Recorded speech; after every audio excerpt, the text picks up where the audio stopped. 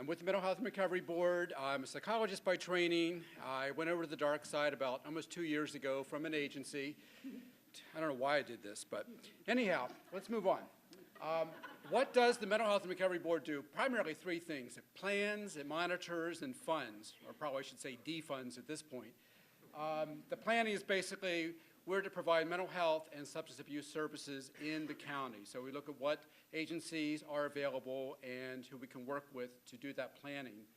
Monitoring, the agencies are certified through either Ohio Department of Mental Health or, I have to look at this one, the Ohio Department of Alcohol and Drug Addiction Services. So we make sure that they are in compliance with that. And finally, like I said, we try to give them money. Some of the money comes down through the state. Other money is through our local levy dollars. I've really been impressed overall with just the commitment to the mental health agencies working with schools. So most of the referrals, I would say, come from schools anyhow. So the schools are saying, we need help with this kid. So when a family comes in with their child, let's get a release. So we can talk to the school and get their information because they've got a lot of good information. Secondly, we may need to send a rating form to a teacher. It's like, we need some information about this kid. We don't know what's going on. Help us out. Finally, mutual respect. I think just two examples here. For example, we have learned that we do not mandate the school as a mental health person to do an IEP or an MFE. That's the school job. Likewise, we don't think the school should say, the kid should be on Ritalin. That's the mental health team. So it's those kind of things we've learned to, I think, some mutual respect. So I'm sure you've all heard about the, what do they call it, the Safety and Violence Prevention Training, the House Bill 150. So two of us have teamed up. Some of the elementary schools ask us to do that presentation. It's a 4-hour training, so that's one thing that we've done. This Crisis Intervention Team Education Collaboration.